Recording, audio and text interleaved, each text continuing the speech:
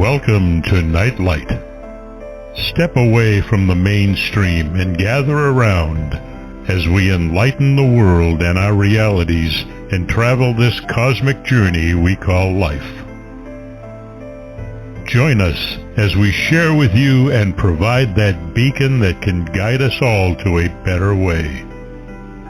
Explore with us as we examine a metaphysical montage of spiritual insights, covering everything from the mundane to the magical, UFOs to unicorns, and everything in between.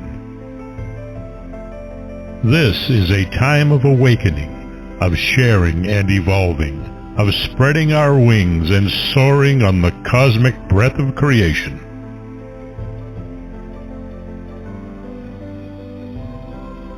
Come and join with other light-minded spirits as we weave our lights together to seek understanding, enlightenment, and, with a little luck, some wisdom.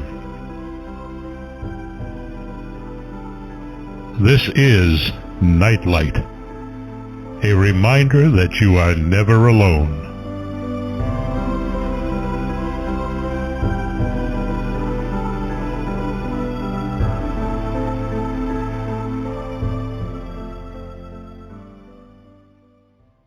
We're back with another fascinating guest to share his captivating research. Nick Parisi is our return guest. He is the author of Rod Serling, His Life, Work, and Imagination. He is the president of the Rod Serling Memorial Foundation and the producer of Serling Fest, which will be held in Binghamton, New York, August 12th through the 14th. It's worth it. Take the family, go. It's a fantastic time. You can go to rodserling.com for more details. And if that's not enough, we have Miss Multimedia Sensation, Solaris BlueRaven,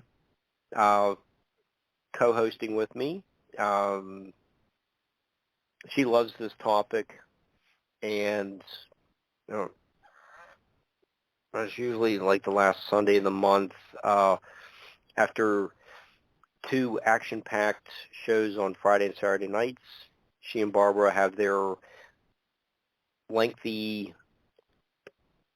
informative discussions about all kinds of spiritual issues. So that's always worth tuning into as well. So, hi Solaris, hi Nick, how are you two tonight? Doing great, Mark. Good to talk to you again. It's been a while. Yeah. Yes. Hi, Mark, and thank you for the intro. And yes, Nick, I'm excited to talk to you tonight as well. Yeah. Same here. Yeah. You two have been, or Nick's been a guest with Solaris, and Nick, you just had a great appearance with Richard Sirrett the other night. That was, Richard has a great way of bringing out all those little nuances about the author that it really helps you to get to understand the topic or the biography. And I thought you two had a great discussion. Yeah, it was a lot of fun. It really was. It was a great talk. Yeah. So, okay. So, let's start off with who were the guest speakers this year? What are some of the activities? What are the locations around town where this year's festivities will be taking place? Yeah, well, first thing I guess is just to, if I give people the website, the direct website for the fest is sterlingfest2022.com, www.sterlingfest2022.com. And if you go there, you'll see the whole schedule for the event. But it's going to be basically 3 days, Friday, Saturday, Sunday, August 12th, 13th, and 14th. at 3 different locations in Binghamton. So this is kind of unusual for, for this type of event, for a convention or that type of thing. Normally you're in, just a hotel and everything takes place in one place. But what we're going to be doing is Friday night from 7 o'clock to 10 o'clock. So we're basically going to be starting at 7 o'clock. From 7 to 10, we're going to be at the Doubletree Hotel in Binghamton. It's on Washington Street. I always mess on Water Street. I'm sorry, Water Street in Binghamton. And we're going to be having our guest that night will be a duo of people they call themselves Everywhere Philosophy. And they were at last year's Serling Fest, and they really went over really, really well. They do this will sound dry if I say it, but they do a discussion, an interactive discussion about the philosophy of the Twilight Zone, and it's not anything but dry. It's a fun thing that they do. And this year they're going to be basing it on one particular Twilight Zone episode, an episode called The World of His Own from the first season. So it's going to be about the philosophical questions and concepts that are suggested by that episode. So they're going to be our first guest on Friday night.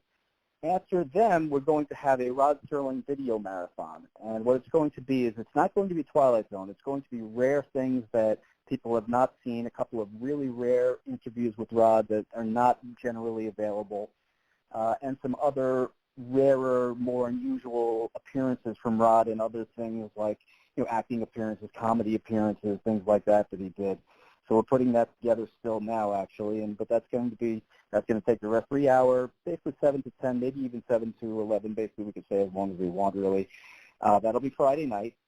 But then Saturday is really the main Serling Fest event. Saturday, we're at the Forum Theater in Binghamton. That is on Washington Street. And that we're going to be there all day, 9 a.m. till 10 p.m. And our guests this year are Mark Vickery, the author of The Twilight Zone Companion. He probably needs no introduction. He was with us last year, and it was actually his first trip to Binghamton, and he really enjoyed himself. So we're really, really happy that he decided to come back. Ann Serling, of course, will be with us, Rod's youngest daughter and the author of As I Knew Him, My Dad, Rod Serling. She will be with us. I will be there, obviously. I'll be emceeing most of the events. Mark DeWoodziak will be there. Mark is the author of Everything I Need to Know I Learned in the Twilight Zone, as well as lots of other things. He's working on a biography of Edgar Allan Poe right now, and actually I think he's finished it. I think it's coming out fairly soon. So he'll be with us. Mark Olshaker, who is the co-author of the Mindhunter books, which were turned into a Netflix series. He knew Rod, and Rod was a mentor to Mark, so Mark will be there and sharing his insights on his friend on Rod Serling. And who else will be there? Martin Grams is supposed to be with us. This will be the first time I'm announcing this, but Martin actually is not going to be able to make it, so I'm going to have to make that clear to everybody. Yeah, Martin won't be able to make it. He was always a little bit iffy about whether he could make it. He has a business that he's opening, and so like the whole month of August, he's going to be wrapped up in that. So he had to pull out. He actually just sent me an email yesterday. So he will not be able to make it. But Tony Albarella will be with us. He is the editor and author of the As Timeless as Infinity Rod Serling script books, as well as a few other things. Amy Boyle Johnston should be with us. She is the author of Unknown Serling. And we will also have, this year, we're going to have an artist, Cortland Hull, will be with us. He is an artist who did all of the artwork that is on the carousel, all of the Twilight Zone artwork that's on the carousel in Recreation Park in Binghamton. He did that artwork, so he's going to have his prints. He'll be signing and selling his prints there. And last but not least, we're going to have a filmmaker named Jonathan Napolitano. He will be with us. And he is a director of a documentary called The Carousel.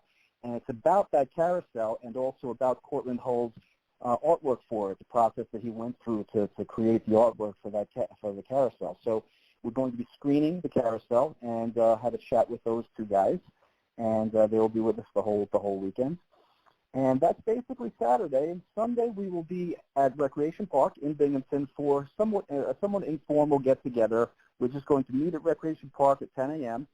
and we'll have the bandstand to ourselves, and we will have maybe some speakers there. We'll have a microphone set up and a little amplifier, and we may have some speakers there. But basically it's going to be just like a picnic, just getting together and being able to hang out with everybody who has attended the event. So So that's pretty much the whole thing. And it's I'm really, really looking forward to it. It's going to be it's going to be a fun time. Okay. When we've had a few of the people you mentioned as guests on Nightlight,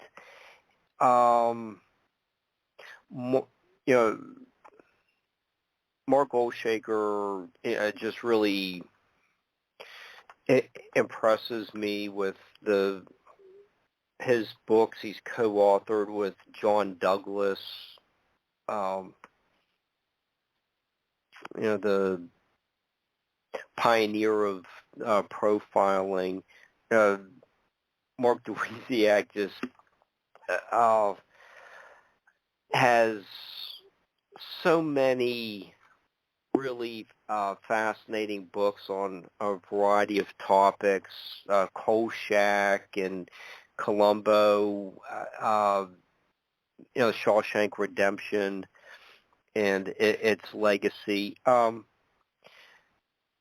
Nick, you have a fantastic biography as well. If you just look at Martin Graham's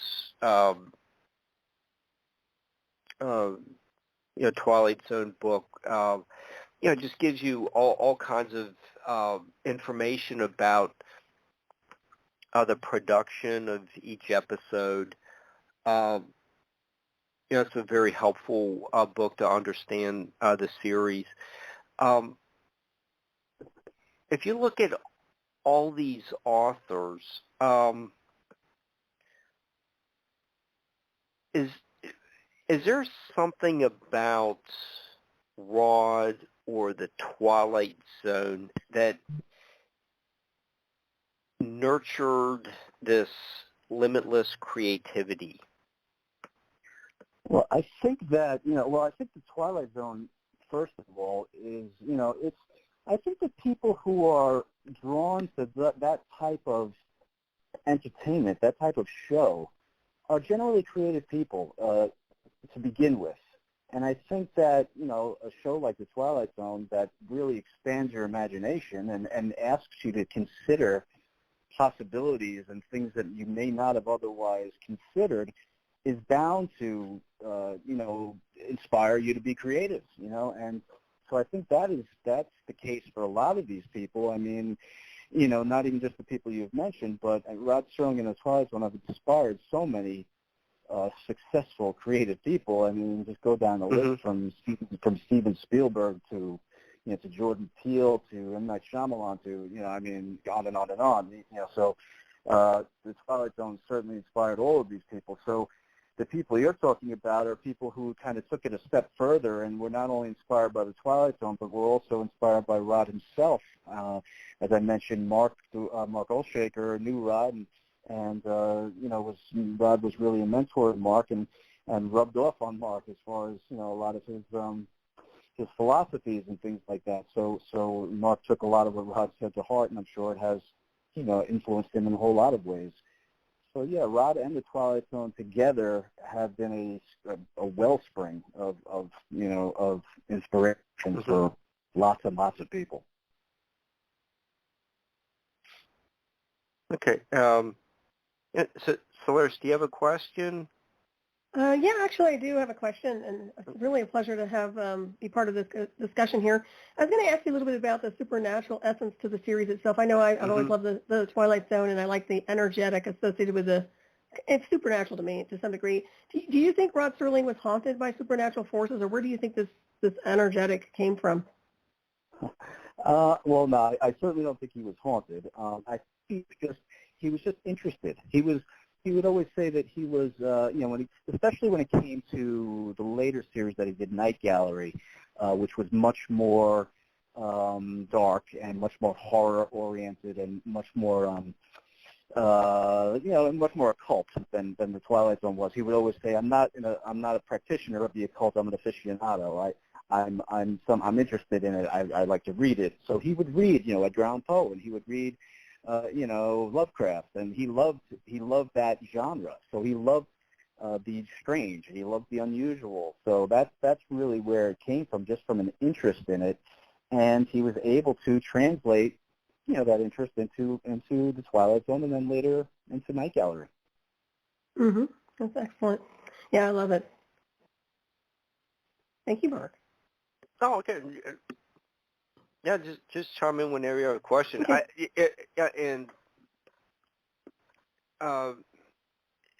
Just to follow up with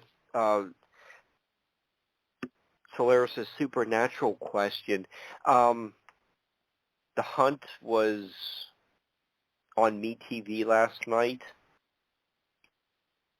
and okay, I was sitting there watching. I was kind of thinking, okay, how can I work this into tonight's discussion? And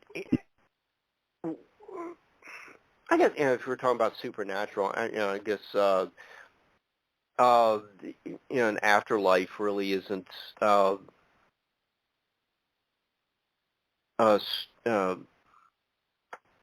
variation from that topic. But with episodes like The Hunt, Death's Head Revisited, or even what's one with Sebastian Cabot? That's a nice place to visit, I believe. Okay. If we just kind of look at those three examples, I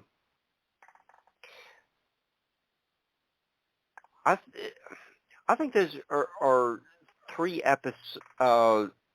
three fantastic episodes that depict various aspects of the afterlife. What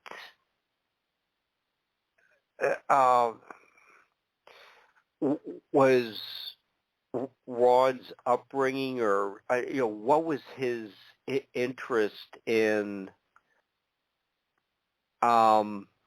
exploring topics of dualities, of heaven? You do get that with the dog at the two stops at the hunt.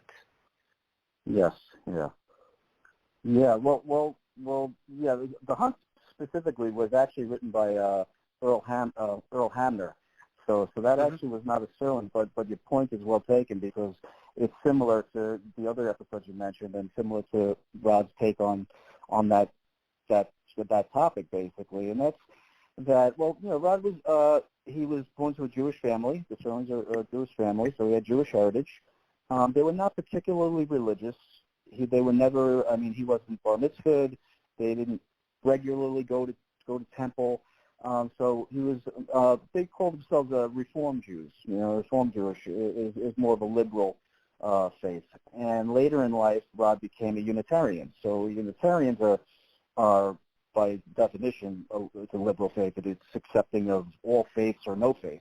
So it's a very wide-ranging church, the Unitarian Church. So Rod had a background in both of those religions, and I get into this in the book to some degree, that I think when it came to things like heaven and hell, it wasn't necessarily Rod's belief. It may have been, but what I think it was just him being a writer, and it was just him using the tools that were available to him. And in a fantasy context, it was a very useful tool to say, well, wouldn't it be cool if there really were guardian angels? The two guardian angel episodes. Or what if God were a force that we could literally bargain with and talk to, like in Praise of Pip. When Jack Klugman in Praise of Pip has to beg God to take his life instead of his son's life, take me, and he does. So those are things that Rod, I think, grasped onto as a writer, and just said, these are things I can use. But I think also Rod was an optimistic guy. He was a hopeful guy, and I think deep down, he wished for it was wish fulfillment to some extent, that I wish there is a heaven for the good people in this world. I wish that, I hope there's some reward for the people who did things right, and I hope there's a punishment for the people who did things wrong. So those were two, I think, hopes that he had, and they were very easy to latch onto in story form. Yeah, well, with the hope for, guardian angels, you contrast that with Death's Head Revisited, and the more I see that episode, that would have to be one of the most profound, 22 minutes of TV that ever existed. Yeah, I agree. And you're right. I think it gets to you more and more the more you see it. It's a very, very powerful episode. For the people who may not know what we're talking about, Death's Head Revisited is about a former SS. I don't know if you have to be former, but former SS guard, a Nazi, who goes back to Germany to kind of relive the glory days. He wants to go back to the camps and reminisce about all the evil things that he did. I mean, this is a real piece of work, this guy. And when he goes back to the camp, which of course is empty and it's just it's a barren, it's just an abandoned site at this point, and he goes back there, he's haunted by the ghosts of the people that he tortured at the camp, and the ghosts of these people put him on trial.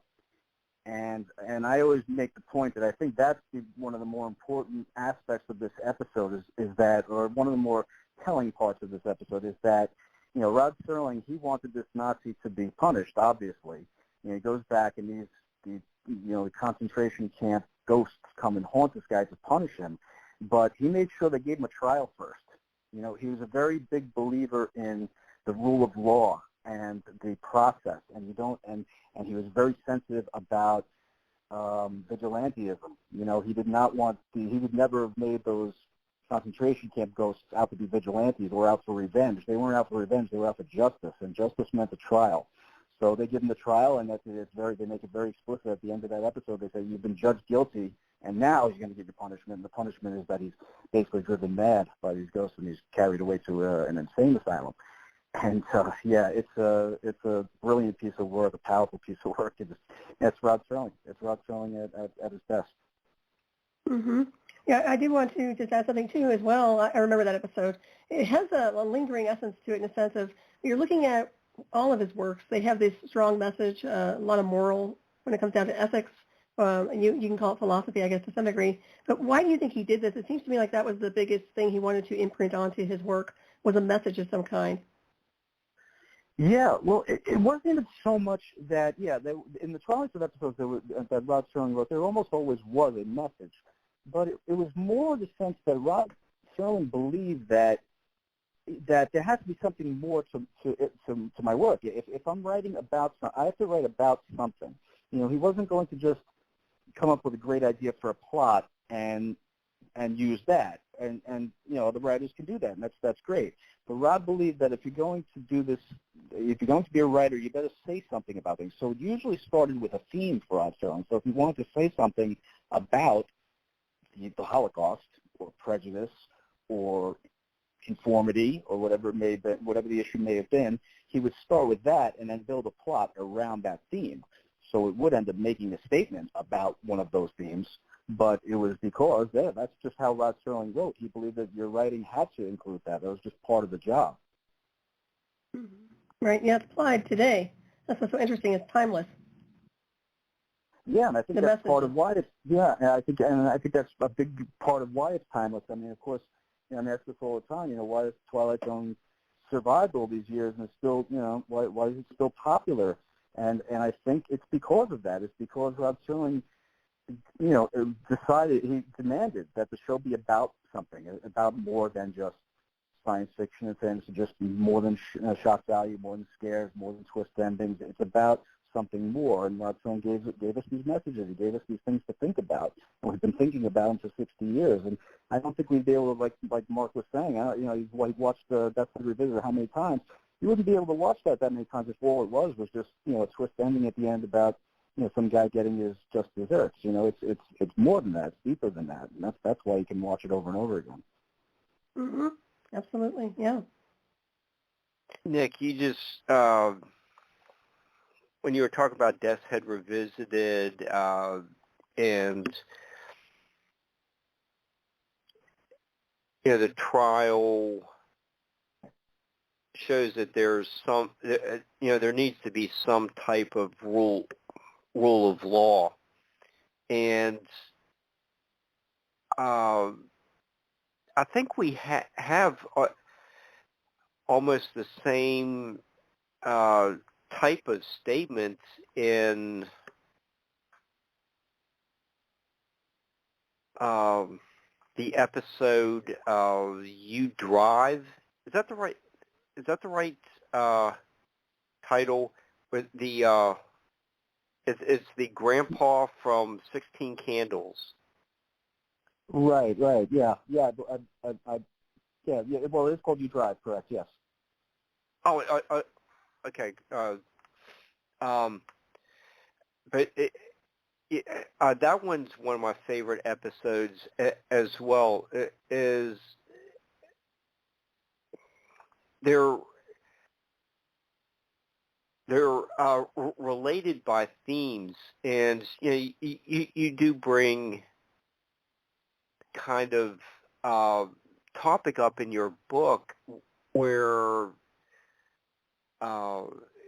you do some comparison contrast, like Talkie Tina and the doll from the Night Gallery episode.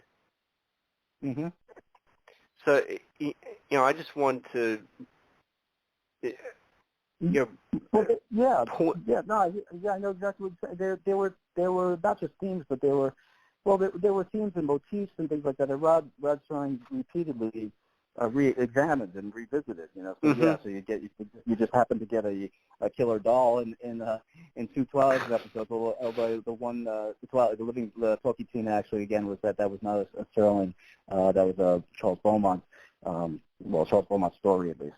But yeah, so you would get these repeated themes and even images, from show to show. Yeah, with the example that we were just talking about with the dolls, throughout your biography of Rod, you have several examples of where,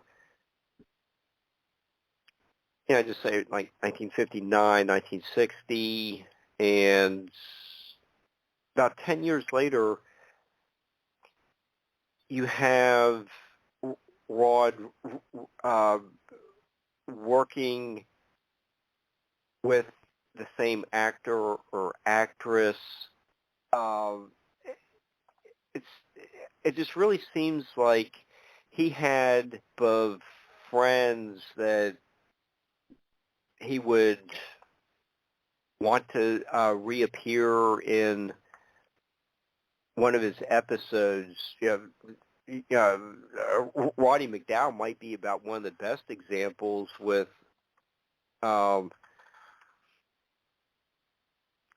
his appearance in the Twilight Zone, Planet of the Apes, and was it the first the pilot episode for Night Gallery?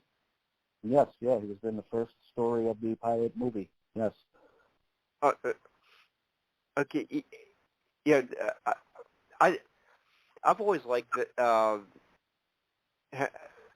Just that you can see characters develop over, or the actors develop over time. I'm sure there had to be some kind of friendship there. Did you find anything out about Roddy McDowall?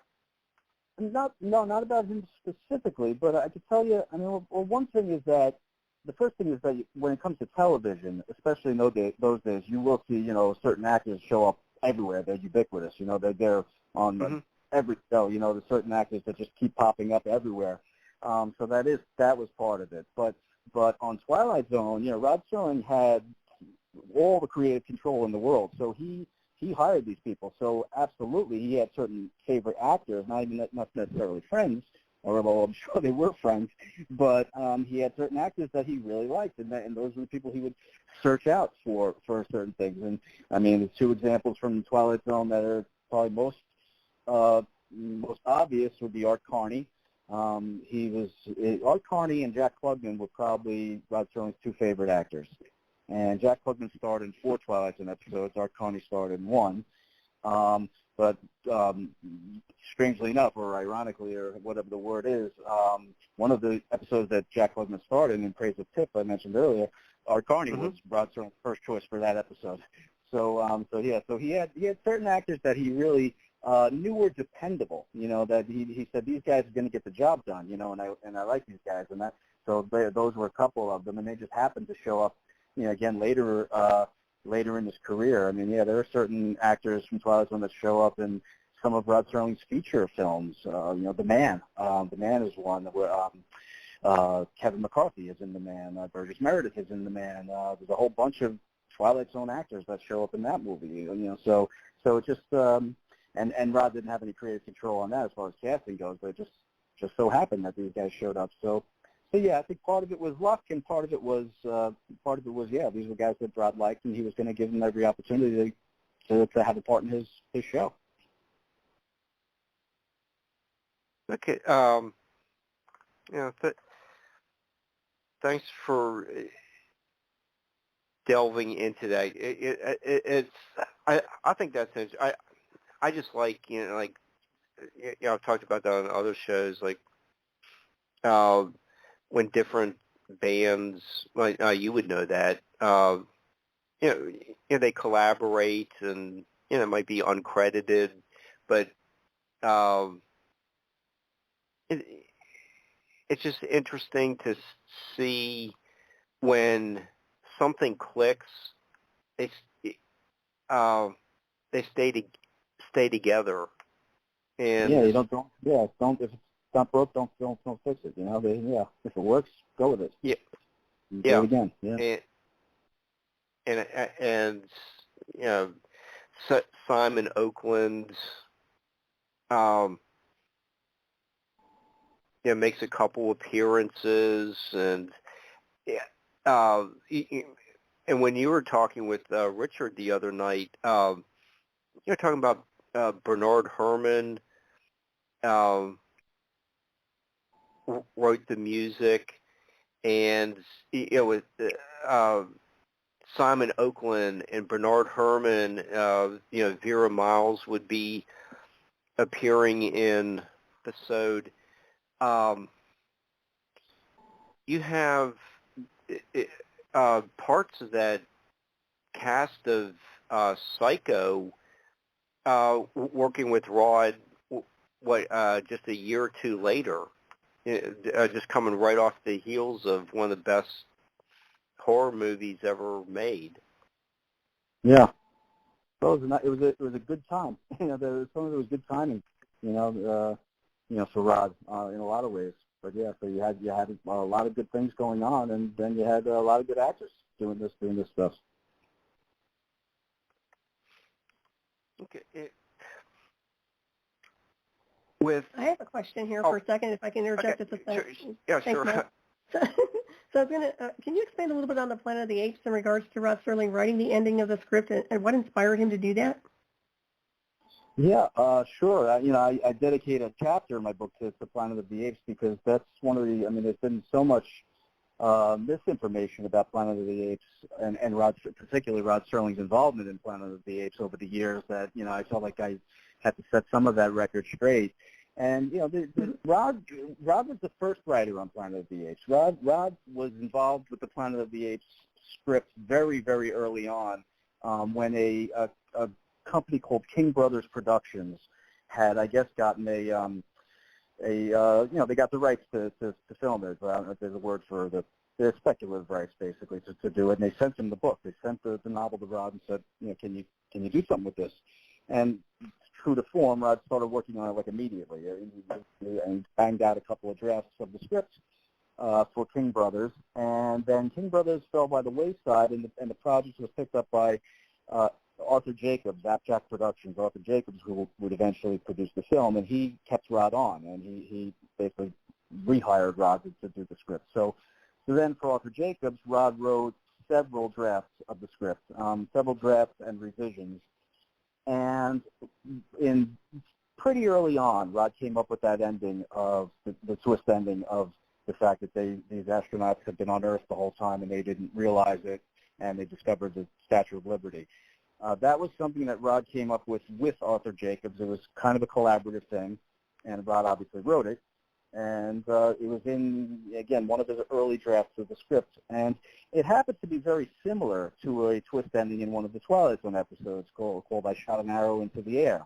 In fact, it's basically the same ending. Mm-hmm. And I Shot an Arrow into the Air, there's three astronauts who believe they crash landed on an asteroid or a moon, and they're in the desert, and they're dying of thirst, and one of them ends up killing the other two for their water, and the one who survives, who killed the other two for their water, he finally makes it to a certain spot and realizes he's 6 miles away from Nevada. He's been in the Nevada desert the whole time they've been on Earth, and they didn't realize it. He killed his two shipmates for their water basically for no reason. And so Rod did recycle that idea into Planet of the Apes. And then what ended up happening was, it's kind of a long story, which is why I had to take the whole chapter for it, but basically the movie didn't sell. They could not get a studio to produce the movie. It was seen as too risky, too expensive, and they eventually decided to pare down the script down to a prehistoric kind of setting where they could film in deserts and the apes could be on horseback, and they wouldn't need too many huge futuristic sets. And that's when they decided that they would get somebody else to come in and rewrite the script. So Michael Wilson came in and rewrote almost all of the dialogue, but kept Rod's basic structure of the movie and certainly kept the ending. And they ended up sharing screen credit on the film. So it's a screenplay by Michael Wilson and Rod Serling. Very good. Thank you for clarifying that. I appreciate that. Sure. People do get confused.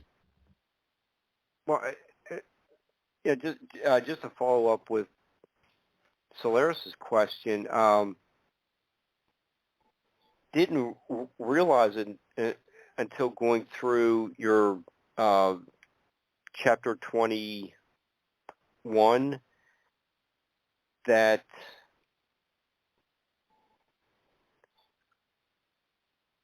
Rod started working on Planet of the Apes at the very end of 1963. So he's pretty much going from the end as the Twilight Zone comes to an end. He's getting into Planet of the Apes, which isn't going to actually premiere for, another 5 or 6 years? Yeah, it came out in 1969, I think, so yeah. It took a while to get that movie made.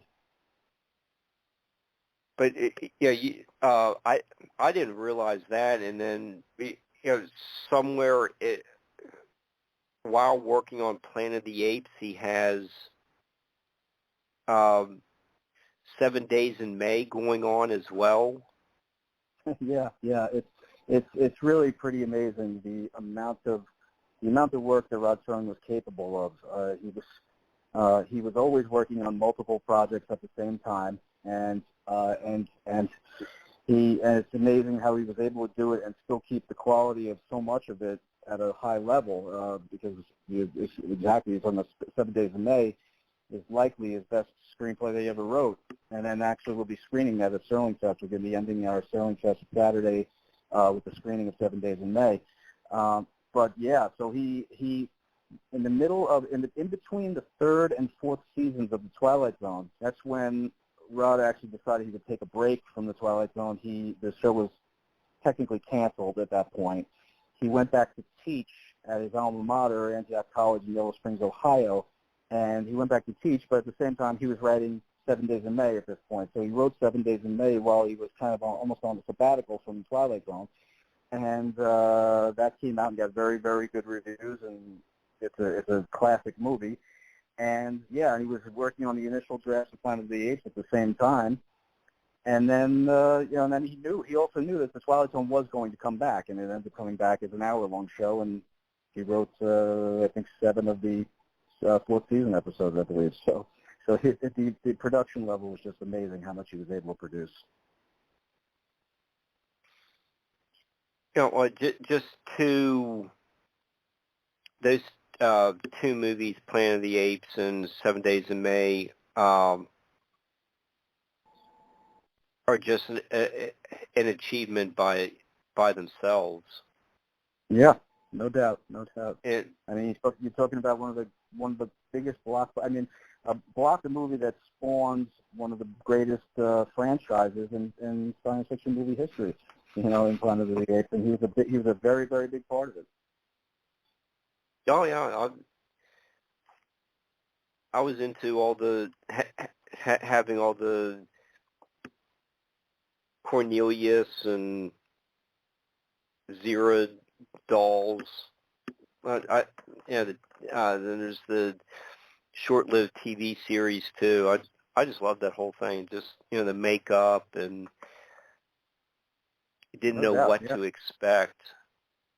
It was a phenomenon. I mean, it was a phenomenon. Yeah. When people go to the Serling Fest, how much of downtown Binghamton and outlying areas is still connected to Rod's childhood there? A lot of it, and I probably should have mentioned this a lot earlier, but one of the things that we're going to be doing, and I mentioned that we're Serling Fest starts at 7:00 p.m. on the Friday, August 12th, but actually what we're also going to be doing is at 5:00 on the Friday.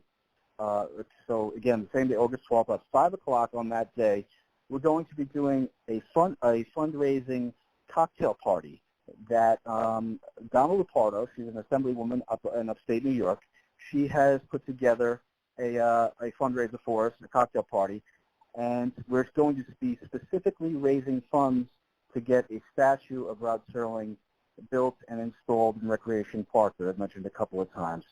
Now, we had done a Kickstarter for this project last year, and as you may know from, Kickstarter is the way it works is it's an all or nothing situation. So if you don't make your goal, that's it. You don't get the money or anything. It's just a valiant effort, and that's what ours was, a valiant effort.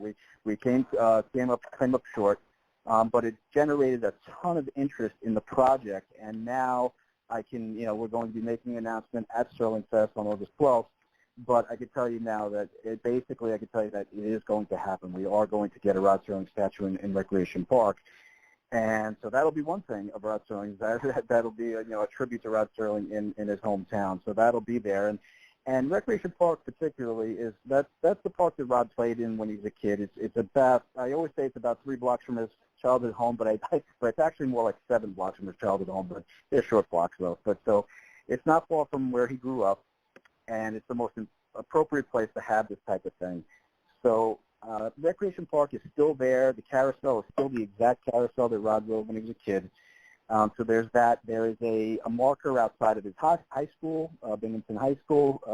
So it says, graduating class 1943, Rod Serling, award-winning playwright. That's there. There are certain, his boyhood home is still there and looks very much the same as it did when he was growing up there. So, so that you could go to see. So there are a handful of landmarks like that you can go around town and see and kind of take in.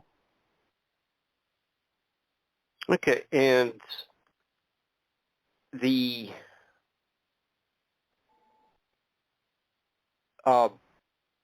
bus station where Vera Miles and Martin Milner were in. What was that? Is that Mirror Image? Yes, it is. Yep. That is mentioned in the dialogue that one of the buses Vera was waiting on was stopping in Binghamton and going on to Syracuse or Rochester. There are a couple of landmarks that they. Yeah. So he Rod is working into a few of the episodes autobiographical material. Yes, yeah, and he would so he would kind of name drop the landmarks around Binghamton in upstate New York. So yeah, in that particular episode, he mentions they're waiting for the bus to Cortland, which is not far from Binghamton, and the character Martin Milner's character mentions that he came in from Syracuse and the cab skidded off the road and you had to take or the bus skidded off the road and you had to take a cab from Binghamton to get to the bus station. So he mentions Binghamton. They mentioned Syracuse is where Rod was born actually, and so he gets all three places into one episode. So yeah, he would name drop places like that. He would name things. He would name characters after neighbors in Binghamton. He would name characters after locations in Binghamton. One name that comes up a lot in the Rod Serling canon is Resnick, and Resnick's was a department store in Binghamton. And you'll find, Requiem for Heavyweight, there's a character named Resnick. In the feature film, I believe they changed his name to Rennick. So you'll hear Resnick, Rennick in a bunch of different episodes, a bunch of different things that Rod wrote. In fact, in Where Is Everybody, the pilot episode of Twilight Zone, I believe there's a van that has Resnick written on the side of it. So yeah, he would put that stuff in all the time, just to reference his childhood and his hometown.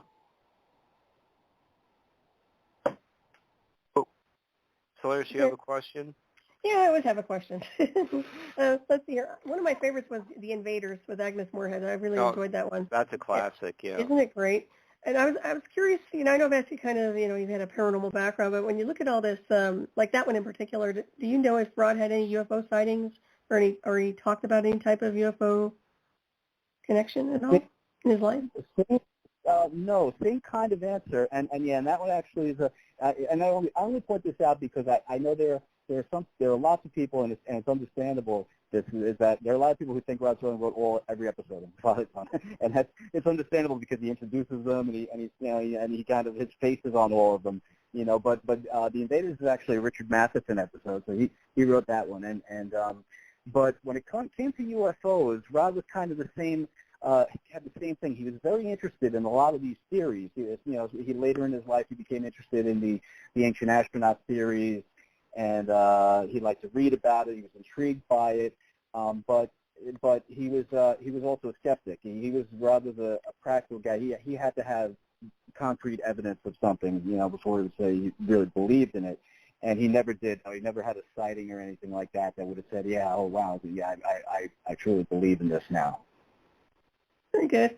Yeah, it's always interesting how he can write. Well, you're right, there's a different author on that one, but it's interesting how he expanded the minds of so many people on a mass collective scale, and a lot of people do think that. They kind of wonder if he was involved in anything like that. But thank you for clarifying once again. It's important.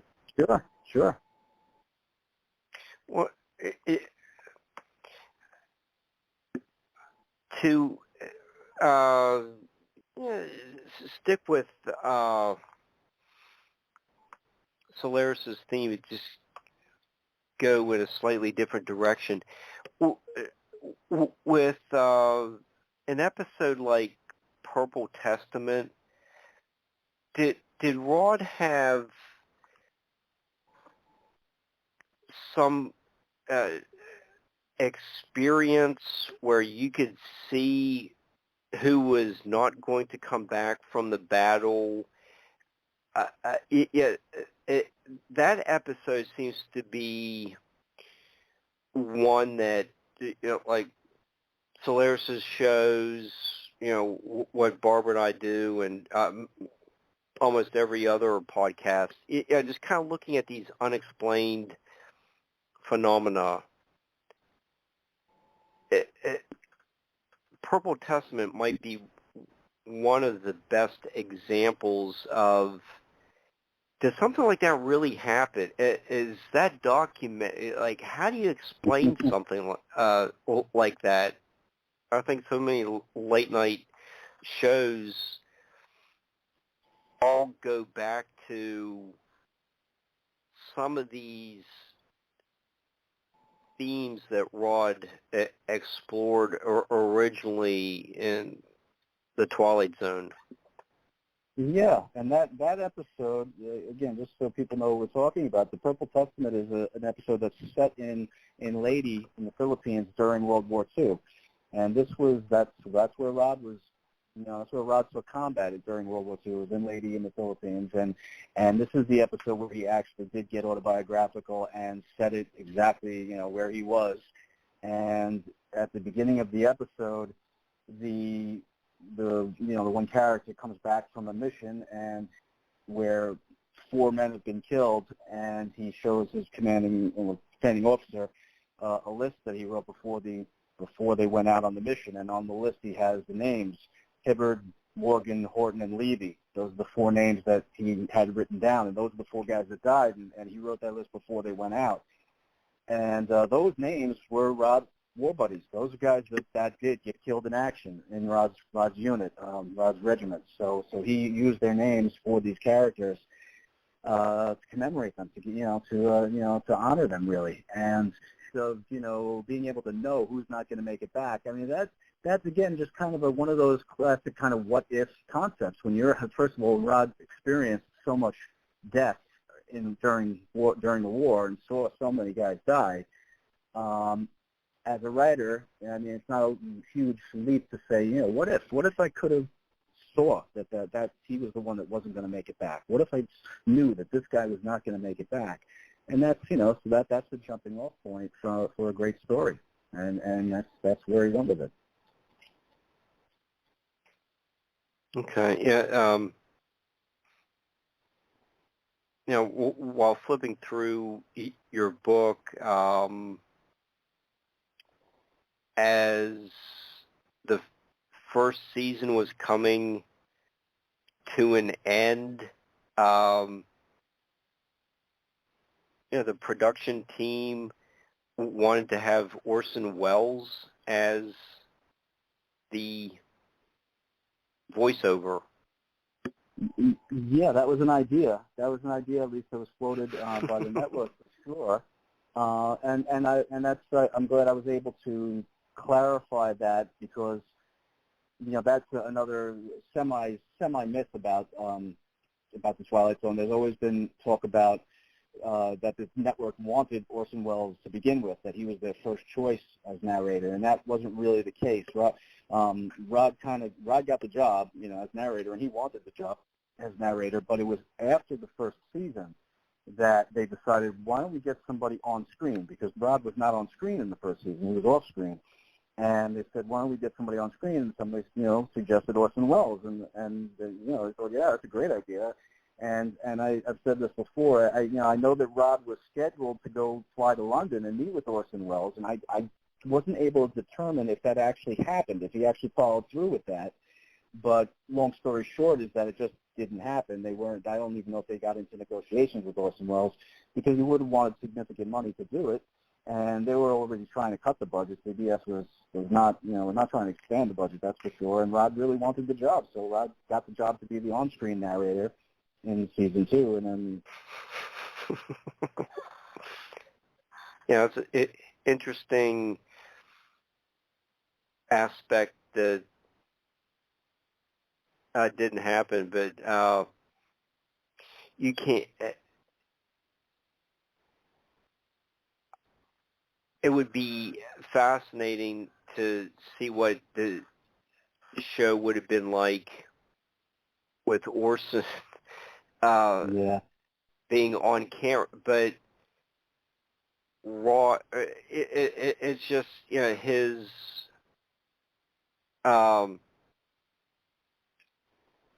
Rod's appearance on after season 2 started, just sitting there, having the burning cigarette in his hand and his own voice and wearing the suit. To imagine it any other way at this point. Yeah. Yeah. It's impossible to imagine Godzone without him. Yeah. It's just all part of the collaborative process, and things just don't work out. But the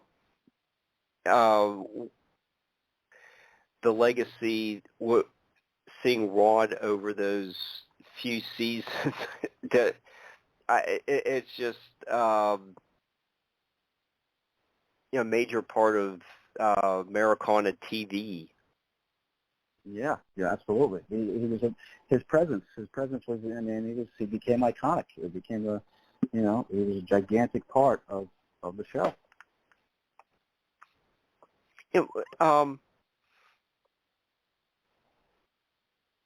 Hopefully people will go on, look at Amazon after the show's over. But what are some of the aspects of your biography that might be a little bit different from Mark Zickery's book, Martin Graham's, The Twilight Zone, Unlocking the Door to a Television Classic, Mark Dweziak's Everything I Need to Know I Learned in the Twilight Zone. What are what's a little on your book that distinguishes it from others?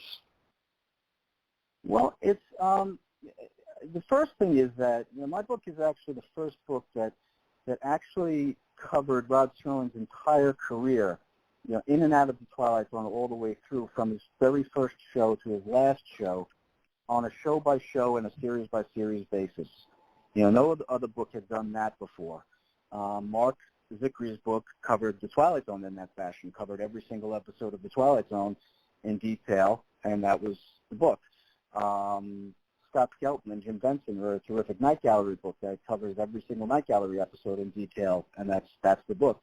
My book covers everything that Rod Serling ever wrote from 1950 to 1975.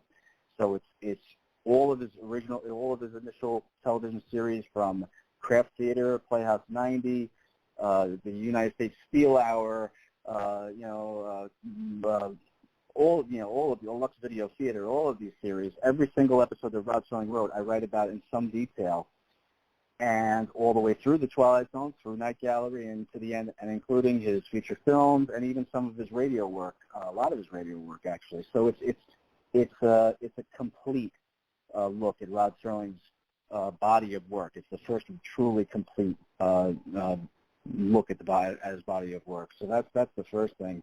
And the second is that it's not strictly a biography. It has biographical aspects to it, and it's the same way that Mark Zickery's is not really a biography. It's a kind of a biography of the Twilight Zone, I guess, but it's not really a Serling biography. And mine isn't either. Mine is it starts with biography. The first couple chapters of biography, and then it gets into biography at the end, and then it's sprinkled through the middle. But it's part biography, and it's part reference guide to all of this work, and then it's part analysis. So I dig deep, I think, into a lot of the themes that Rod was dealing with, again, in and out of the Twilight Zone, a lot of out of the Twilight Zone. Those themes that came up over and over again in Rod Serling's work, and the general literary themes, so to speak, that Rod was dealing with. So that kind of, I think, sets it apart from some of the other books that you mentioned. Okay. Solaris? Well, yeah, I have a question here. So looking at your book and Serling writing the foreword on the book, first of all, I was curious as to how you all connected. Did she reach out to you, or did you reach out to her initially? I reached out to her, I had read her book, and I had started writing my book when I read her book, and she was doing an appearance, a reading, and it wasn't really reading. Actually, it was a really interesting appearance. She was going to be somewhere in New York City. Now I forget the name of the place, but there was a theater group, a small theater group called Food for Thought Productions, or Food for Thought Theater, and they were going to do a dramatic reading of an episode of The Twilight Zone called The Masks. And Fritz Weaver, the late Fritz Weaver, was going to be in it, as well as some other actors, obviously. And she was going to play the Rod Serling part. She was going to do the introduction and the outgoing narration. And so I went to see her. And when I went to see her, I had the outline for my book because I had already really done a detailed outline of it, because I really had a clear idea of what I wanted this book to be. And I had no idea how she would react to it. I just took a chance, and I said, hey, this is what I want to do. And she called me the very next day, and said, this is wonderful. Please do this. Please don't let it go. I would love to see this. And I think what intrigued her was that fact that I was addressing Rod's entire body of work and not just the Twilight Zone. And so she was instrumental just by giving me the push, just by giving me the stamp of approval. I said, okay, well, I guess I really do have to do this now. And that's awesome. And yeah. And then she agreed to write the forward. So it was great all the way around. Yep, it's nice to have that kind of a blessing. It's great. Yeah, no doubt. Yeah, Nick, when you were watching all the Night Gallery episodes to incorporate into your book, what are some aspects of that series that revealed where Rod was going in the last, about 5 years of his life? Yeah, well, Night Gallery is an interesting story, because Night Gallery, as most people know, Rod Serling was not happy with Night Gallery, and it was the most frustrating experience of his career. He really did not get along with the producer of Night Gallery, a man by the name of Jack Laird. And it was just one of those things where they just didn't see eye to eye on anything, and it was like from day one. They just did not get along personally or professionally, and it's the one person that Rod Serling didn't get along with. I mean, in his whole career. I mean, Rod Serling got along with everybody, but he just couldn't get along with Jack Laird, and so it was a very frustrating experience for Rod. But he ended up, Night Gallery started as, it can really be traced back to a book that Rod Serling wrote called The Season to Be Wary. And The Season to Be Wary was the first book that Rod Serling wrote that was original prose fiction, meaning these were original stories that were not adapted from his own Twilight Zone scripts or anything like that. These were long, short stories that were original stories. And two of those stories he then adapted into the pilot for the Night Gallery movie. So the Night Gallery movie aired in 1969. It was 3 stories. 2 of them came from that book, plus one other one. And it was a huge hit. The Night Gallery pilot movie was a huge hit ratings-wise, and almost immediately they started talking about a series. And Rod did not demand creative control on Night Gallery. He gave lots of reasons over the years why he didn't request creative control of the series, and some of them weren't necessarily true. But what I say in the book is that I think he didn't really want creative control, because he was an older guy. He didn't want an older guy, a lot younger than I am.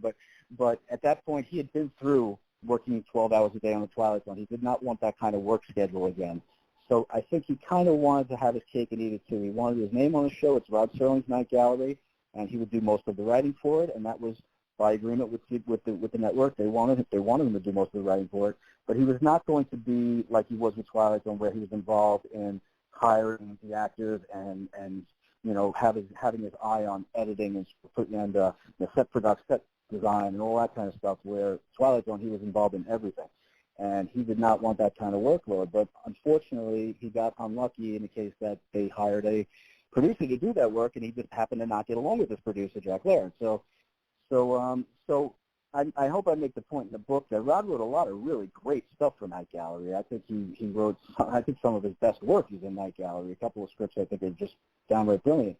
And he ended up writing 38 of the 99 Night Gallery segments. But he walked away from that show very, very disappointed and frustrated with the whole experience. Okay. Nick, you were just mentioning Rod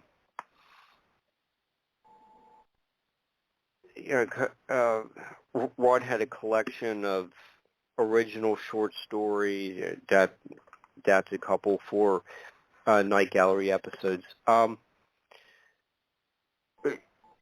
Also in your book, you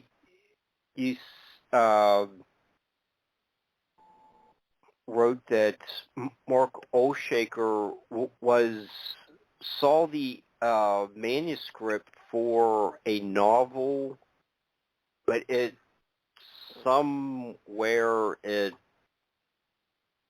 just disappeared.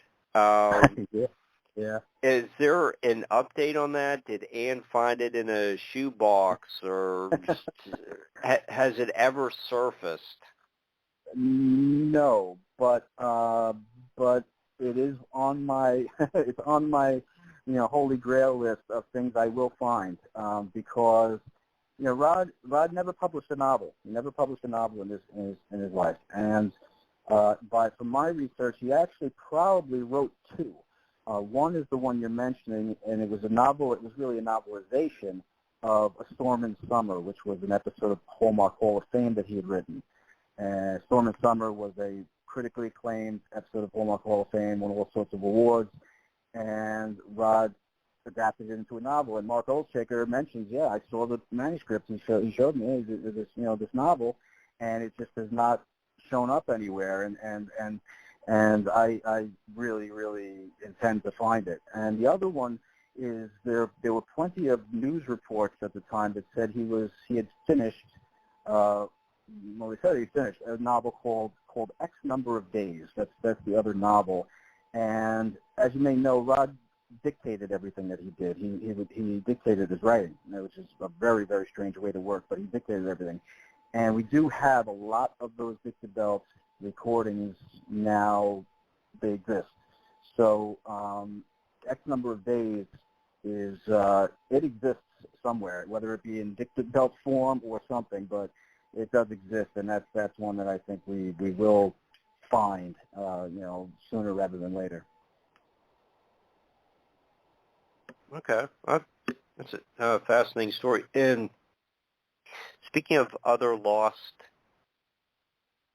manuscripts, I never heard about Doomsday Flight. What was that series?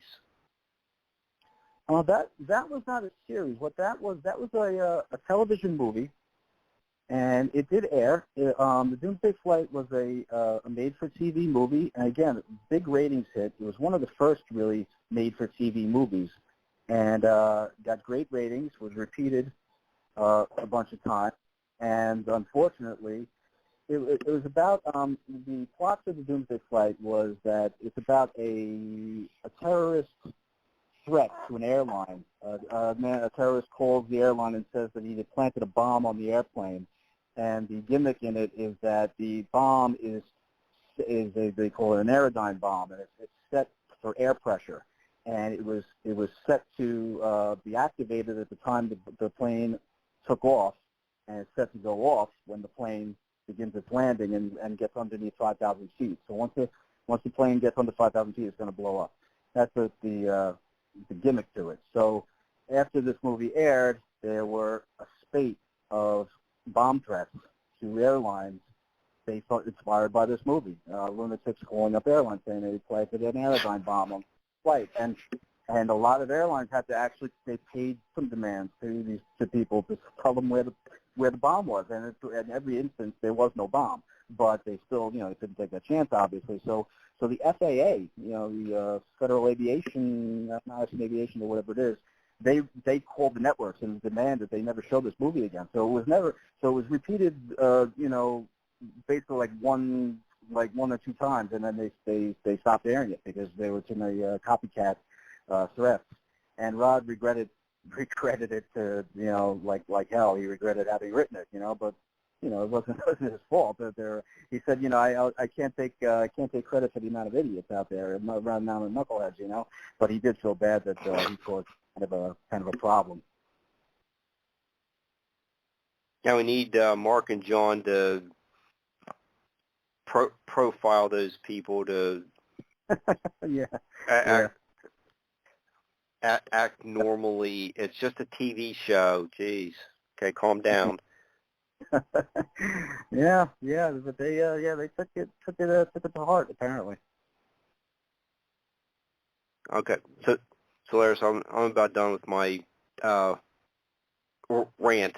Do you have a question? Well, so I'm looking at the Twilight Zone movie, in a sense. I've heard, a lot of bad mojo associated with the film connected to the accidents that happened. What is your impression of that, the movie itself? The final product of the movie? Mm-hmm. It was, I was 12 years old when the movie came out, maybe 13, and I liked it. I liked it a lot when it came out, mm-hmm.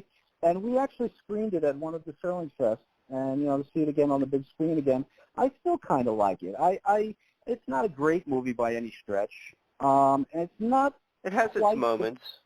It has its moments, and it's not quite the Twilight Zone. It's just not. Mm-hmm. It didn't quite get the feel. It didn't quite get the tone of the Twilight Zone. But it has its moments, and I think that Nightmare at 20,000 Feet, I think, was done very, very well. I mean, Lithgow is just tremendous. I mean, especially with the job he had to do. I mean, they basically said, hey, start as a raving lunatic and continue as a raving, be an even more raving lunatic by the end of the story. So I mean, he was just fantastic, I think. So it has its moments, and I kind of like it, but it definitely was a swing and a miss as far as really capturing the spirit of the series. I agree. Just curious. Okay. That came out when I was in about high school, and I had an overall good impression of the movie.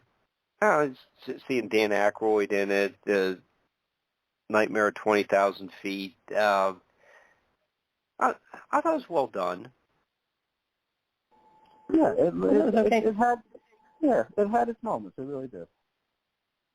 Yeah, I think people have expectations, though. Considering to some degree. Absolutely. Yeah.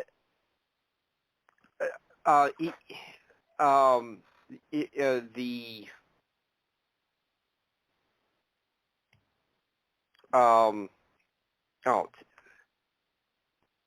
do I forget the title?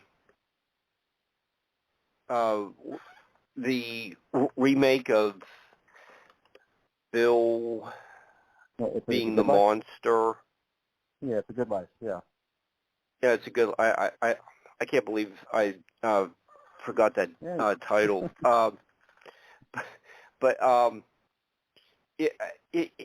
was kind of pushed the envelope a little bit with the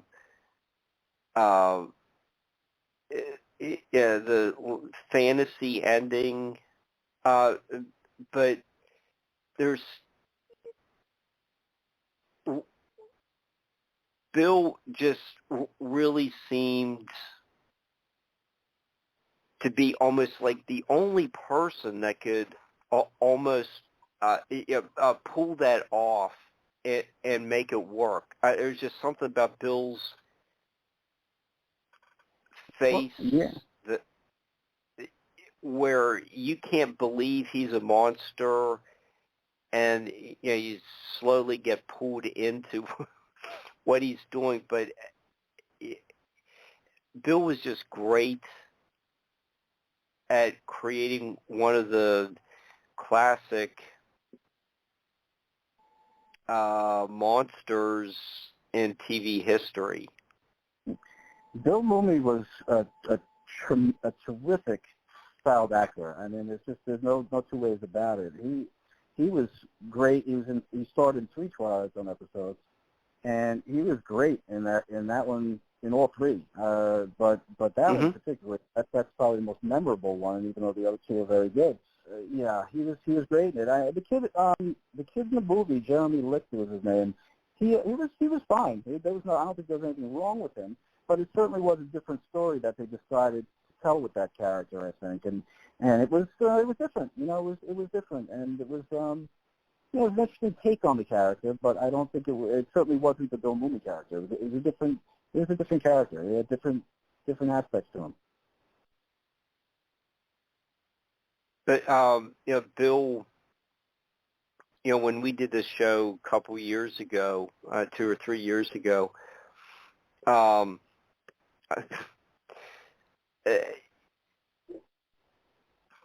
we just had a short time with him. But he got to work on an Alfred Hitchcock Presents. Yeah. And the 3 Twilight Zone episodes, and going into Lost in Space, and it's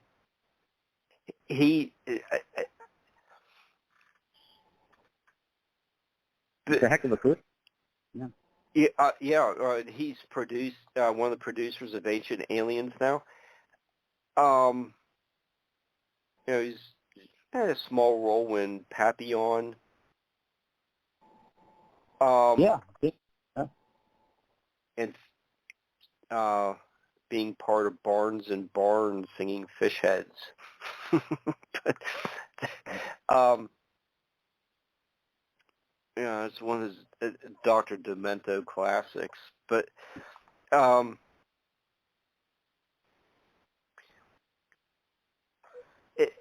with Bill just having such a outstanding TV career, as well as a music career. How many, and all that was 60 years ago. How many actors and actresses are left from the original series? It's a good question, and I know that there are websites that you can find that have the list of the actual actors that are alive, but not too many. I mean, really not too many. Bill obviously is still with us. Believe it or not, Earl Holliman, who starred in the very first episode, Where's Everybody? He just turned 95, I believe, a few months ago. He's still with us. Yeah. And there, obviously a lot of the children actors, a bunch of them are still with us. So yes, there's a bunch, but I mean, Shatner's still with us, George Takei, too. But the bulk, I mean, most of them obviously are gone, which I'm not sure that that's over 60 years now. So yeah, most of the actors are gone at this point. Yeah, it's really interesting. Just to wonder, who's left from that show. But it's almost like you become pulled into the Twilight Zone, where you can't believe that it's first aired a little over 60 years ago. It just seems so timeless that it doesn't seem like 60 years have passed. In a lot of ways it doesn't.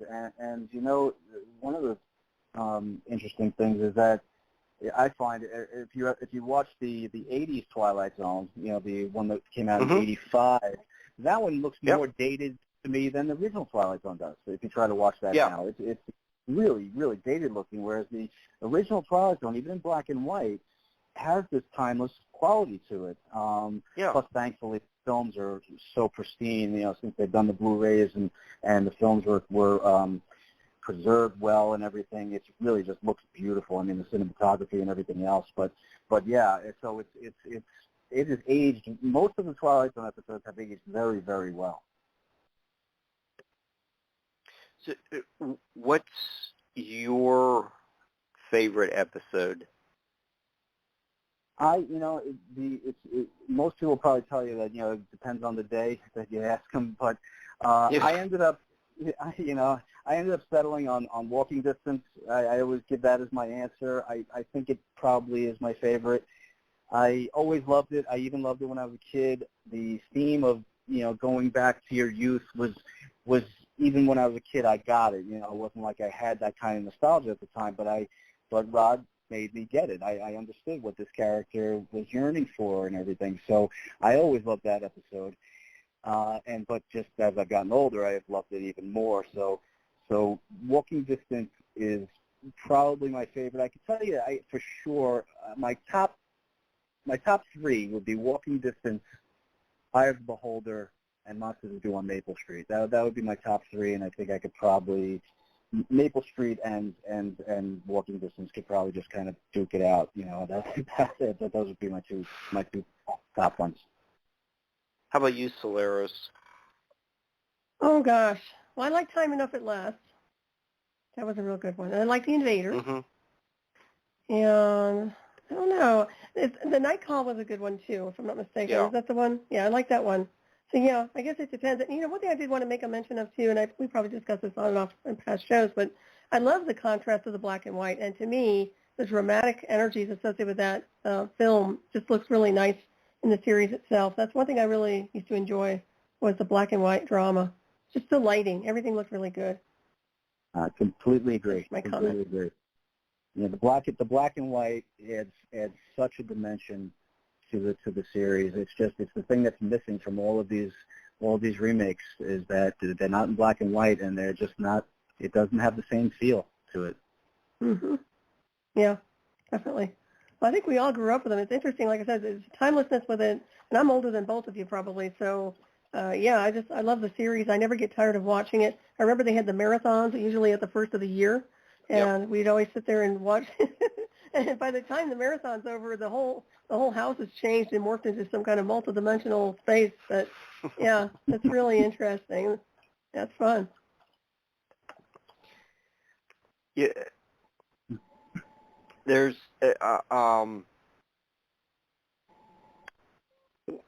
when you've done your presentations or talk with other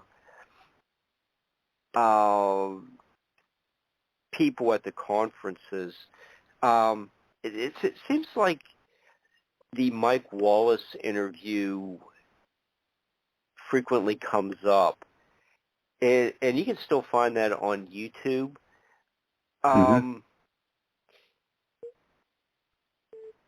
That was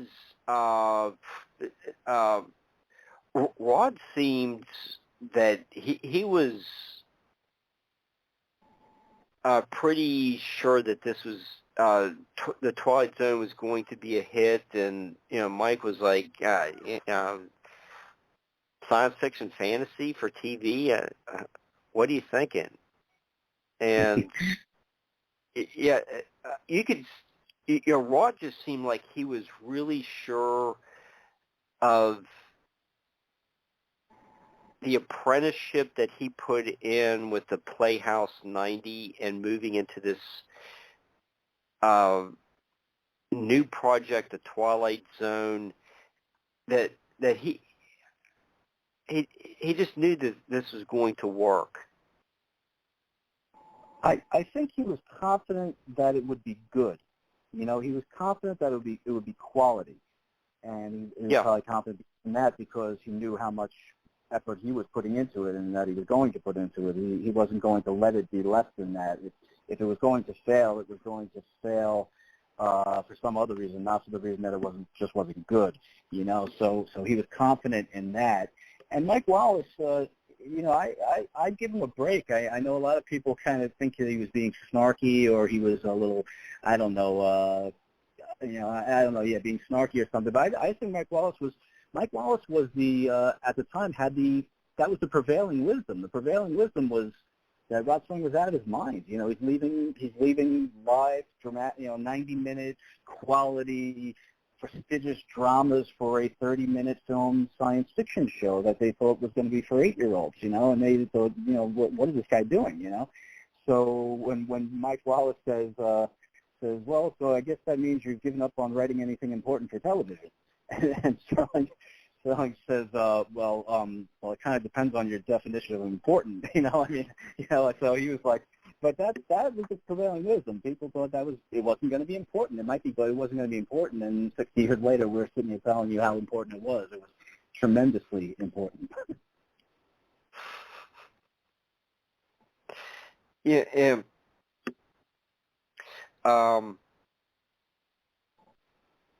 you know, since you just did bring up the Playhouse 90, and I like the episode with the man in the funny suit with Ed Wynn, and Rod would bring him back for one for the Angels. That was the second episode. Is that right? It was one of the very yeah, it was the early. I knew it was at least very early on in the series. Yeah, there was something about Ed that you just really like him as the characters he played. He's very believable. He just has that face that just kind of pulls you into the story he's in. And his son was Keenan was a very respectable actor as well. Yeah, and he starred in a couple Twilight Zone episodes himself. World of His Own was one, and I think was he in the second one? I know he was in a World of His Own. I know he starred in that one, but yeah, maybe it was just the one. But he was in a lot of Serling things, other things that Serling wrote. Yeah, and Murray Edwin. Yeah, I think Edwin had that. He had a sympathetic quality to you know, to his face. You know, he did. He had that quality that made you want to root for him and made you think he was maybe the underdog in whatever he was doing. You know, that certainly came through in Requiem for Heavyweight. Requiem for Heavyweight was, you know, Playhouse 90. It was the second episode, Playhouse 90, and he co-starred in that with his son Keenan Wynn and Jack Palance, and he plays the boxer's trainer, and it's really the Ed Wynn character that kind of voices the audience's impression of the Jack Palance character. When you know, does everybody have to, you know, take it out on this guy? Does everybody have to take a piece of this guy? You know, and he did it brilliantly. He got rave reviews for his performance, and pulled it off.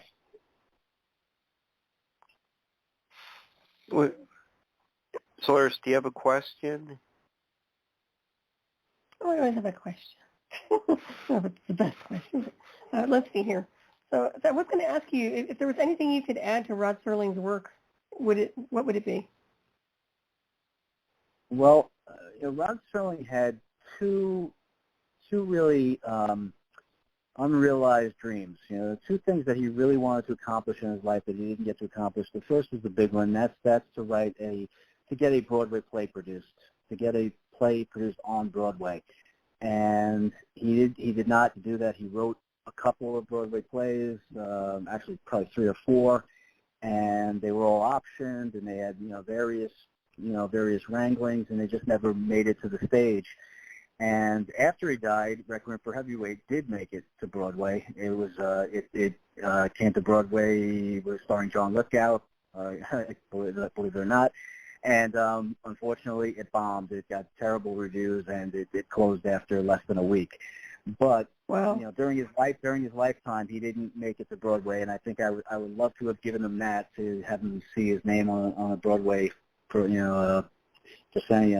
But that's one. And the other dream he had was to publish a novel, to publish a good novel. And as we said before, he probably did write a couple, but they just never they were never published. And maybe we'll be able to find one of those and get it out there, because that would be nice. Oh yeah, definitely. Yeah, and in your book, you do have synopsis of the Twilight Zone episodes of Night Gallery that where Rod had a hand in those the writing, but one Night Gallery episode I really enjoyed. Just the couple times I've seen it was the boy who predicted earthquakes. Yeah. Yeah. You remind us about that. That was just something really different. Yeah, that was it was based on a short story. Rod adapted it from a short story, and it starred Clint Howard, Ron Howard's brother, and Clint Howard's another one of those actors who showed up on a whole lot of things back then. And he plays a kid, I forget how old he's supposed to be in the episode, but a kid who can predict the future. And he proves it. He proves that he's able to predict the future in certain ways. And a local TV station puts him on the air and makes him a star. And he goes on TV and predicts the future. And it's usually things that, he predicted, when there was a little girl who was lost in the mountains, and he predicted where they would find her and how she would be okay. She was alive, and they found her. And different predictions come true, and eventually he has this vision of the sun exploding, and the end of all life on Earth, and he decides he's not going to tell anybody that. He's going to come up with something else. He's going to tell them something else, and he tells them how it's going to be beautiful, and there's going to be it's going to be a millennium, and everybody's going to love each other, and he gives them this a different story, and he ends up telling his grandfather and another person who happens to say who knew there's no way that prediction you just said was that's the one you meant to say. And he says yeah, and he tells them what's going to happen. The sun's going to explode and goes nova, and he says, but at least with the story I told everybody, nobody will be afraid of it, and they'll be able to handle it, and yeah, that's a terrific episode. That was the first episodes of the second season of Night Gallery, and it really it kind of has a very slow tension to it. That episode, it doesn't hit you all at once. It kind of builds very slowly to that ending, and then it kicks you in the head with that ending. So it's I thought it was very well plotted and of course very, very well written. And since we were just talking about One for the Angels, Murray Hamilton returned to one of Rod's works in the new series Night Gallery, and he's in Dr. Stringfellow's Rejuvenator. That one was actually pretty creepy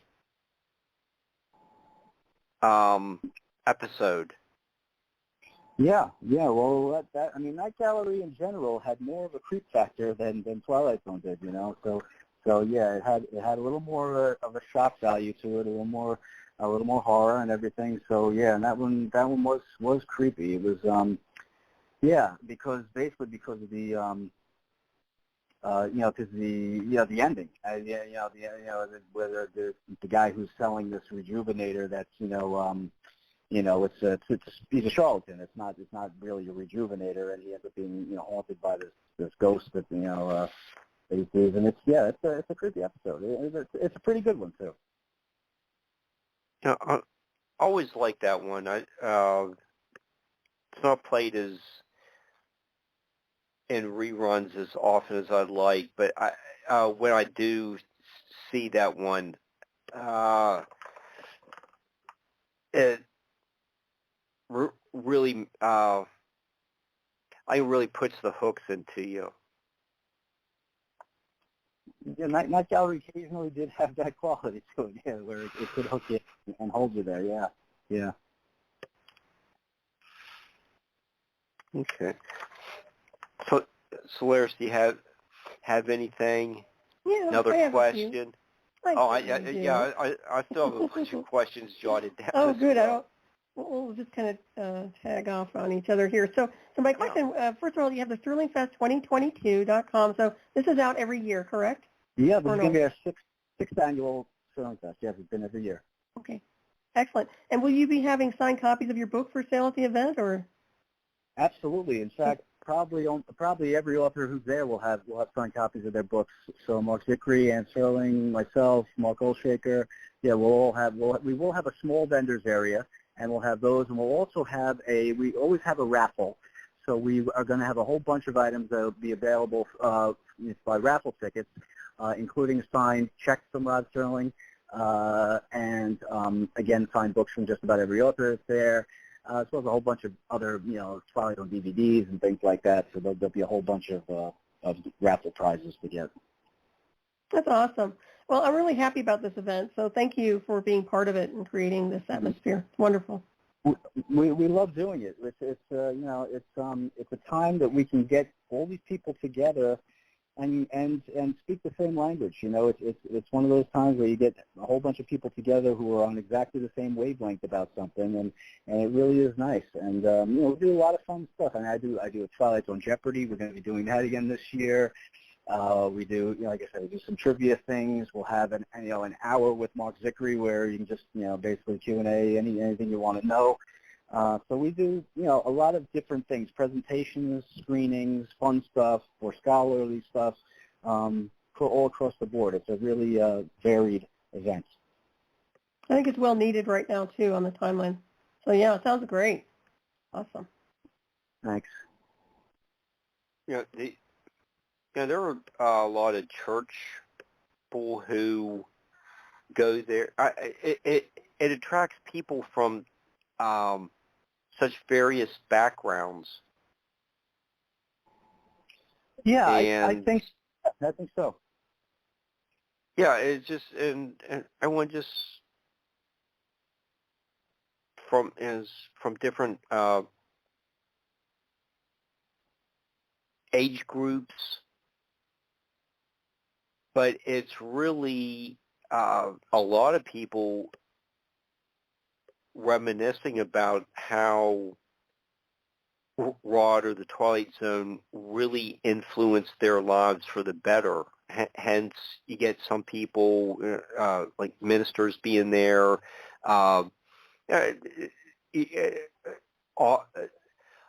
authors who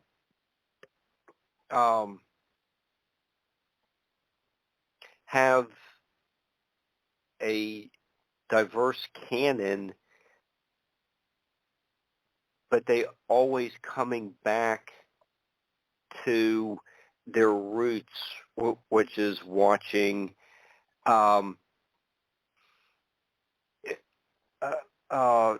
Twilight Zone, or something about Rod from their childhood. It's really a great way to learn about someone's legacy. Yeah, that is completely the idea. That's what the Rod Serling Memorial Foundation is all about. We're about, preserving this man's legacy, because he was more than the Twilight Zone, and he was more than just a writer. He was a philosopher. He was a humanitarian. He was right. He was just a good guy, and we think that the messages that pervade his work in and out of the Twilight Zone are worth preserving, and that's the theme that overrides these events. It attracts really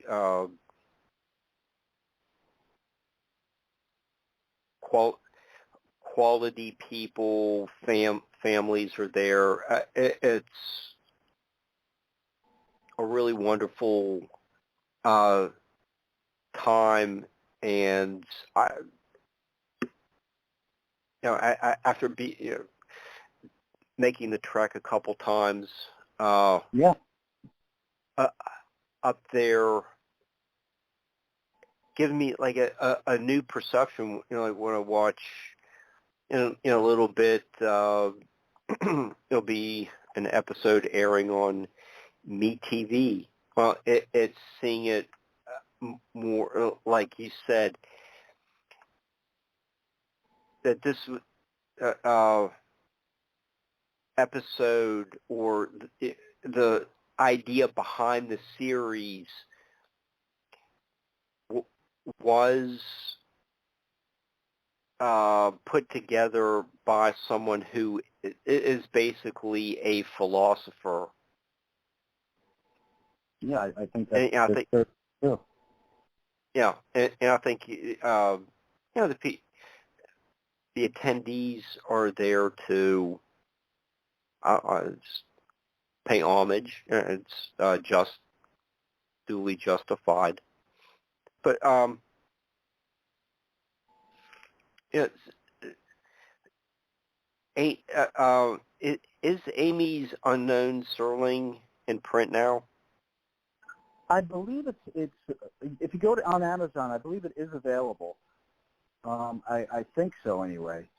But I'm not 100% sure. But last time I checked, it was, and I think it's also I know it's certainly available on Kindle. As an ebook, it's certainly available. So that's for sure. But I think it's available in print too. Okay, could you tell us a little bit about Amy's book, what she did to put that book together? Well, Amy Boyle Johnson did a ton of research. I mean, she did as much research as I did into Serling's work, and she focused on some very specific things, some very unusual things. That's why it's called Unknown Serling. And she focused on a war games project that Rod Serling was involved in, believe it or not. That he was invited by the State Department to take part in this simulation of war game exercises. And I can't say much more than that, because it's Amy's story, and I'm not an expert on it, so I couldn't tell you much more about it. But yeah, something like that, or Serling's relationship with Ray Bradbury, something that I would have loved to have gotten into in my book, but I just didn't have the space for. She delves into that a little bit. So she has, Compared to Mine, and it's about everything a short book compared to Mine, but compared to Mine, it's a short book, but it focuses on very specific things. So it's a great read. It's more than worth getting and taking a look at. It's for the library. If you want the full picture of Rod Serling, that's one that you should get. Yeah.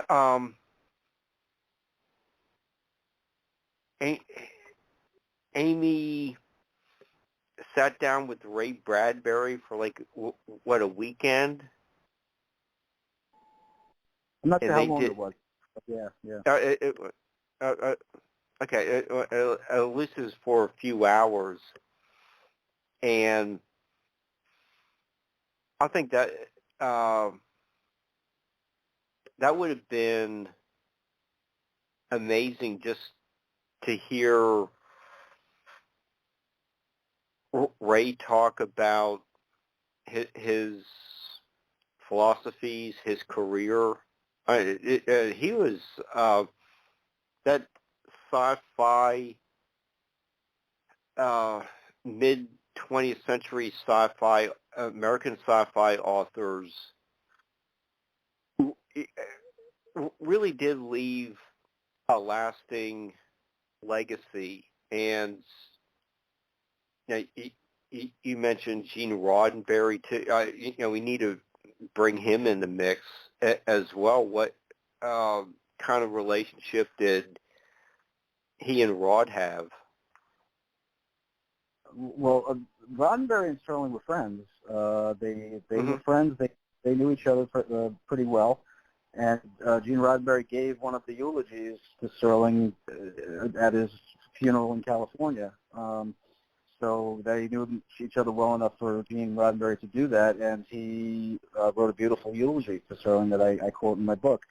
So they were friends, and I think that Roddenberry acknowledged the influence of Twilight Zone and Rod Serling on Star Trek in terms of the way it approached social issues. I mean, Star Trek was dealing with some of the same issues that Rod Serling was dealing with in terms of, in terms of censorship, in terms of trying to address social issues, and it used the same tactic of saying, we're going to set this on an alien planet, and we can get away with it in this way. And I think that Rod Serling, opened that door for Star Trek and knocked down some doors for Star Trek and everything else that came afterward. And I think Gene Roddenberry acknowledged that. So he was an admirer of Serling, and they were friends. And when you were on doing Richard's show the other night, you were talking about some of the props actually came from like Forbidden Planet. So there's more of like all that, like the robot in the one with the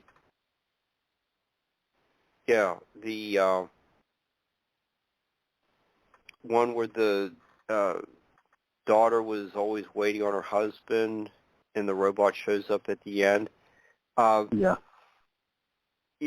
There's so many of those. Robbie.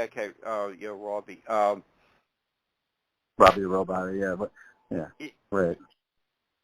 Yeah,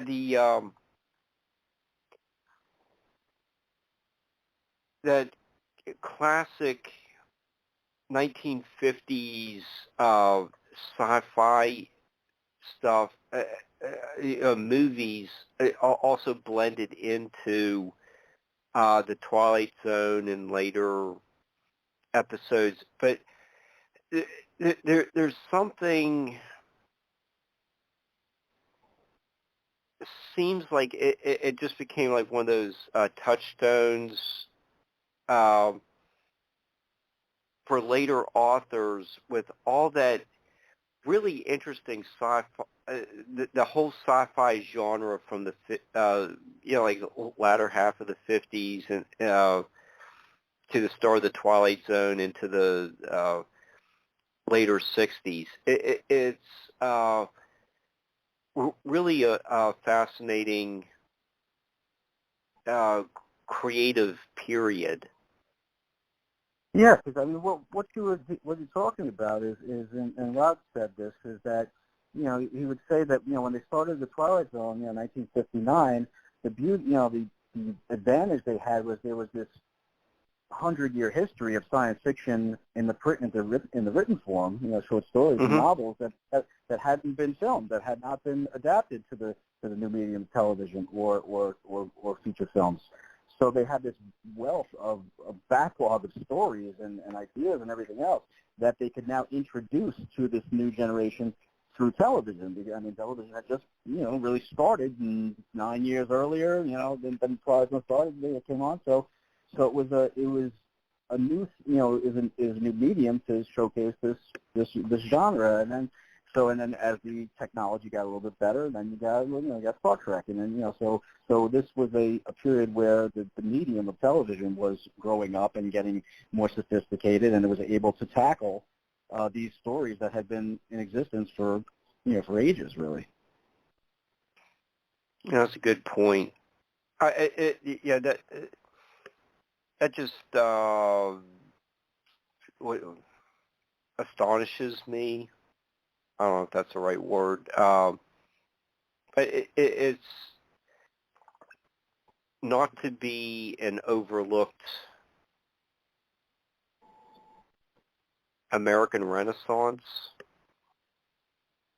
I really like it. You know, I just really learned a lot from the various discussions with you and the Marks, Martin.